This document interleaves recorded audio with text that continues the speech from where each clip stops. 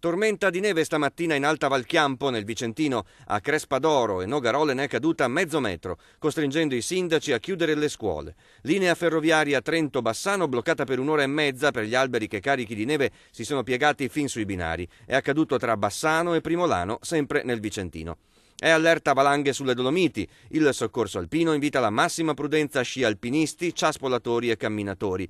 Il bollettino neve dell'ARPAV segnala infatti per venerdì e sabato rischio marcato, livello 3, con la possibilità di distacchi di lastroni soffici da vento. Probabilità di scaricamenti e di singole valanghe di medie dimensioni lungo pendii al sole. Per domenica e lunedì pericolo forte, livello 4, per neve umida e pioggia su neve già esistente. Probabili molte valanghe di medie dimensioni, specie tra i 1200 e i 1800 metri di quota. Sempre in quota possibili valanghe in strada.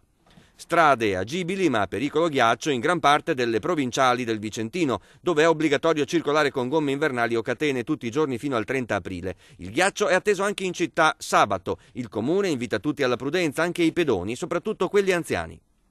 Anzi, sarebbe meglio, se non hanno necessità, se il gelo sarà come è previsto, di non uscire di casa per evitare cadute e infortuni, soprattutto sono gravi a una certa età.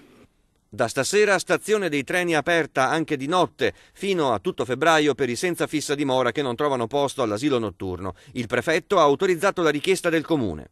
Il compito nostro sarà anche quello di aiutare queste persone a avere qualcosa di caldo e in questo modo anche di lasciare poi la stazione pulita, e quindi abbiamo attivato anche un servizio proprio con la stazione ferroviaria di cura del luogo. Nessun disagio per i viaggiatori dei treni, avvisa il prefetto. La sala d'attesa di notte ospiterà persone tranquille, sotto il controllo della polizia ferroviaria e dei volontari. Saranno assistiti sia dalla Croce Rossa che dalla Caritas, e c'è la polizia ferroviaria, la Polfer, che è sempre presente lì in stazione, quindi assolutamente direi di stare tranquilli.